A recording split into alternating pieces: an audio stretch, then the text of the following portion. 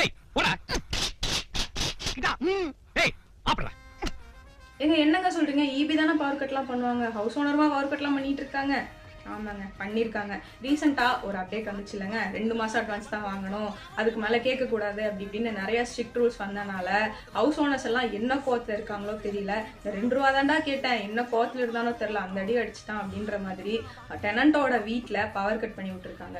இந்த ஹவுஸ் ஓனருக்கும் இந்த டெனண்ட்டுக்கும் ஆல்ரெடி ஏதோ ஒரு ப்ராப்ளம் நடந்திருக்கு. அந்த தகராறுல மனசாபம் ஆகி இந்த ஹவுஸ் ஓனர் என்ன பண்ணிட்டாங்கன்னு பார்த்துக்கிட்டிங்கன்னா, இவங்களோட வீட்டுக்கு எலக்ட்ரிசிட்டியை டோட்டலாக கட் ஆஃப் பண்ணிட்டாங்க.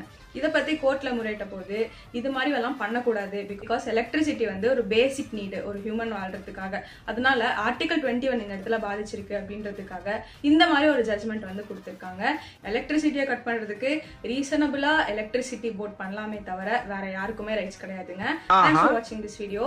இந்த மாதிரி லீகல் அப்டேட்ஸ் ரெகுலராக தெரிஞ்சுக்கணும்னு நினைச்சீங்கன்னா என்னோட பேஜை மறக்காம ஃபாலோ பண்ணிக்கோங்க. பை. மறக்காம சர்ப்ரைஸ் பண்ணுங்க. தேங்க்யூ.